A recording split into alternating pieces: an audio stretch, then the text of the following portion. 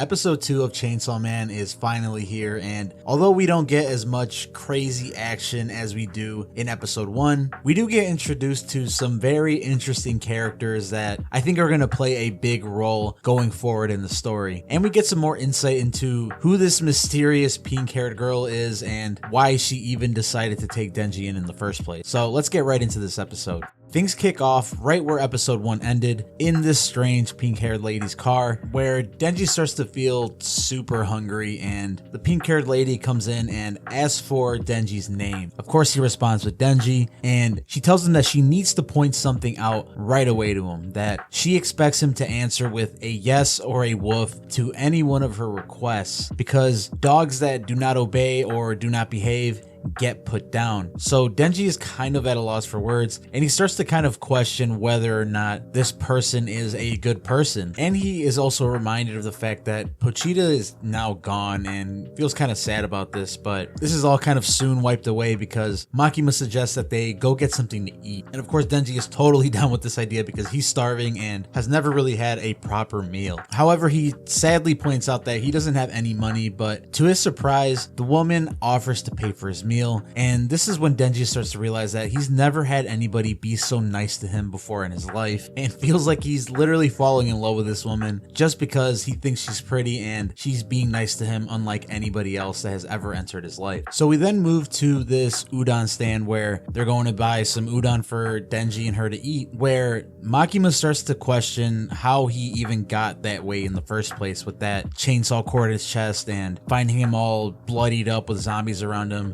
And Denji goes on to point out that he had a pet devil named Pochita that gave himself up to become Denji's heart and save his life. And of course he's saddened by the fact that Pochita is now dead because of him, but the woman assures him that Pochita is still very much alive inside of him, and she knows this because she has a really good nose for things like this and can still smell that Pochita is still alive inside of his heart. Denji is of course comforted by this and suddenly passes out due to being so exhausted and having lost so much blood. But he wakes up on this bench with the woman where he has his bowl of udon in front of him, and she asks him if he can feed himself, and as Denji's responding with yes, he realizes that this is like an opportunity for her to feed him, so he quickly changes his answer to no. To his excitement, she starts to feed him and asks for her name. Now this is where we find out that her name is in fact Makima, and after this he asks her what kind of guys she likes, and after taking a moment to think about it, she points out that she likes the Denji type. And this obviously stuns Denji because he doesn't really process what she says, but eventually he kind of puts 2 and 2 together and it was like, hey, I'm Denji, right? So we kind of fast forward to them walking through Tokyo, and he's still kind of daydreaming about this whole scenario, and he realizes that, you know, if she likes him, then eventually they can be together. But they then arrive to this building that is apparently the headquarters for public safety, where Makima starts to describe that there are over 1,000 devil hunters in Japan, and public safety is the best place to work because they have the best benefits for devil hunters. But of course all of this goes over Denji's head because he's still just thinking about Makima and how badly he wants to be with her. But we then move on to her office where she hands him a uniform, which she then explains that every public safety devil hunter has to wear this kind of uniform. And as he's putting the uniform on, she mentions to him that he'll be working with a partner, and this is when we're suddenly introduced to this new character that is going to be Denji's partner going forward, Aki Hayakawa. Denji of course is super pissed at this because he thought that he was going to be working with Makima and doesn't want to work with this guy, but Makima assures him that if he does a good job then they can work together eventually, which definitely motivates him. So as they're walking down the street, Denji asks Aki if Makima has a boyfriend, but Aki seems to not give him any sort of response, and is kind of foreshadowed in the previous scene that he doesn't really like Denji, and we're going to kind of find out why in a moment. So he keeps avoiding all of Denji's questions and just tells him to follow him into this alley. So as soon as they get into this alley, he just randomly starts to beat up on Denji, telling him to quit being a public safety devil hunter because only people with strong convictions and with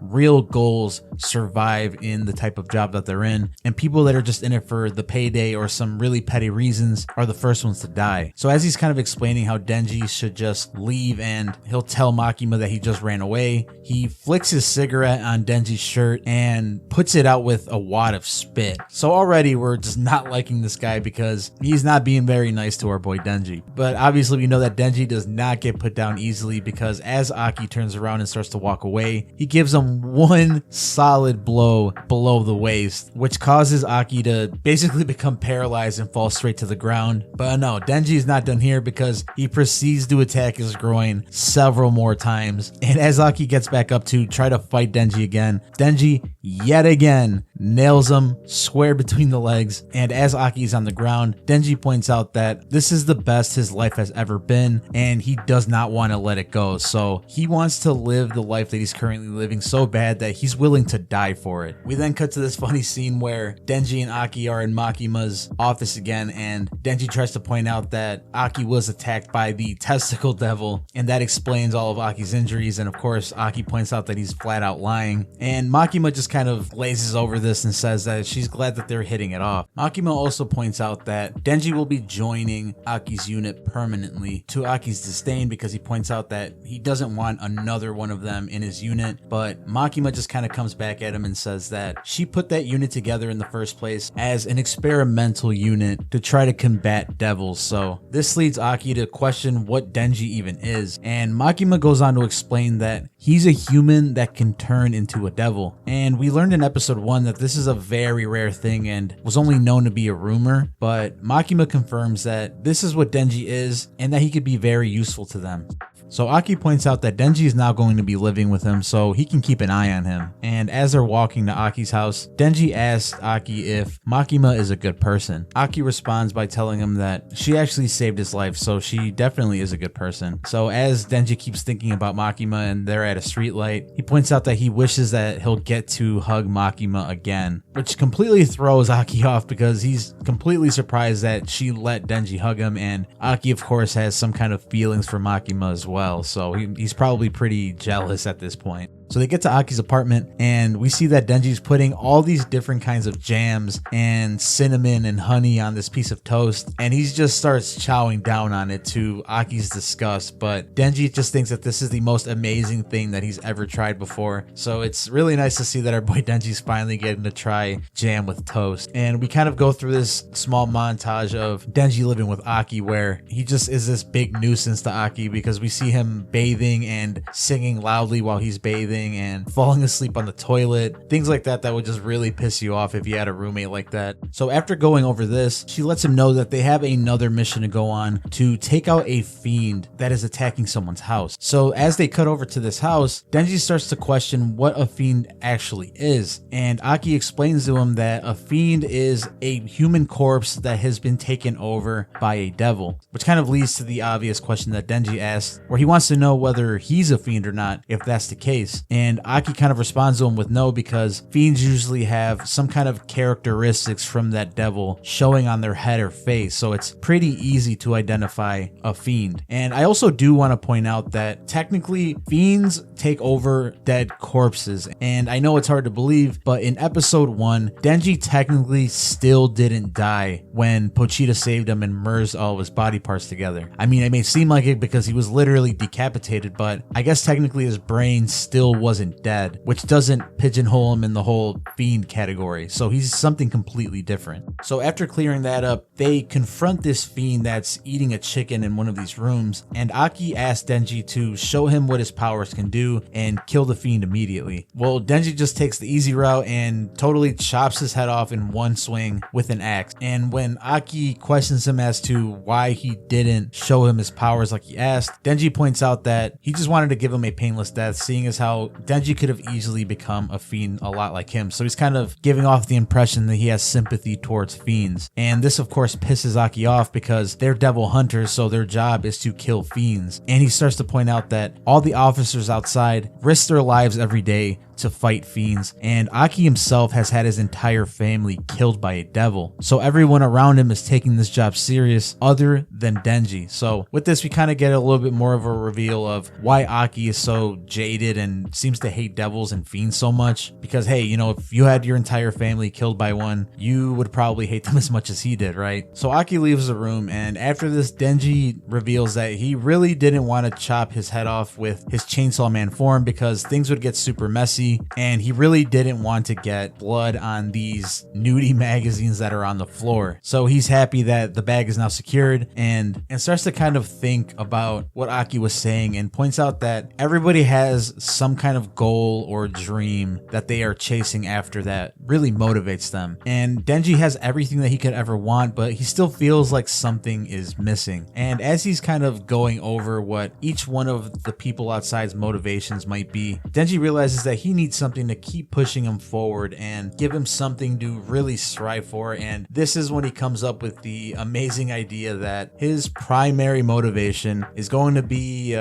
melons. You know, I guess I'll just leave it at that. You guys can kind of figure out what I'm talking about from there. So after making this huge revelation, Denji and Aki head back to headquarters, where they go back to Makima's office. This is when Makima lets them know that Denji will actually be getting a new partner to go on two-person missions with. And she also points out that his partner is actually going to be a fiend. So this new partner comes storming down the hallway and makes this grand entrance and reveals that her name is Power, to which Denji initially has a negative reaction to meeting her, but upon further inspection of her person or whatever, he becomes totally okay with it. Her name is Power, and she is here to stay. So we then cut to them patrolling on top of these buildings, and at some point they're confronted by police officers or civilian devil hunters, and Makima just tells them that all they have to do is show them their badge and say that they were public safety, and they'll be left alone. Now Makima points out that Power's horns kind of bring a lot of attention, so they definitely want to be more low-key and patrol where there aren't many pedestrians, but we're going to see in a second that this is like immediately thrown out the window, because as Power and Denji are hanging out on one of the roofs, she gets frustrated that they haven't seen any devils yet because she wants to consume some blood, and points out that she is the blood fiend, and at some point she was a blood devil that was feared by all. She also goes on to explain that her being the blood devil is probably the cause for them not having any type of action on their patrol. So Denji kind of gets pissed and points out that how are they supposed to get anything done then, and realizes that since Aki put them together, he must have set him up for a complete failure right from the jump. And obviously we know that this is probably not the case, but before he can really parse through this whole thought, Power actually gets a whiff of blood and starts storming towards it. Denji chases after her, and we are then cut to this civilian devil hunter that's calling the police, saying that the sea cucumber devil is in front of him, and you know, things seem under control. But Power takes the opportunity to leap from the building that they are on, slits her wrist, forms a hammer out of the blood that comes out of it, and completely obliterates the sea cucumber devil. And she starts maniacally laughing, basically praising herself for killing this devil, and this is where the episode ends pretty abruptly. Now we can take a couple things from this episode that kind of adds to the world building that we will be seeing in the next couple episodes, along with some, you know, action of course. Now the first thing is that we learned what fiends are. Now fiends are different from devils because they are a devil that has taken over a human corpse. Now the reason they do this is that although devils can recover from any sort of damage by consuming blood, when there is no blood around or a devil is on the verge of death, they use this as a last resort, where them not wanting to die leads them to take over a dead human. Now, one thing I will explain right now that I don't really think is spoilers here, so you don't have to worry about that, but the powers that a fiend has are heavily diminished versus what they would have if they were still in their devil form. So basically a fiend is just kind of a watered down version of whatever the devil version of them is. We also come to find out that there is a organized group that is actually dedicated to handling these devil problems. problems, which is public safety. So we know that devils are actually a major problem in this version of the human world. So they actually have to have hundreds and even thousands of people dedicated to taking care of them and keeping the public safe. Now, to this point, we've seen several devils. We've seen the tomato devil, the zombie devil, and this sea cucumber devil. And what we can kind of take away from this is that seeing as how the tomato devil and the sea cucumber devil seemed pretty weak in comparison to the zombie devil, the power that these devils have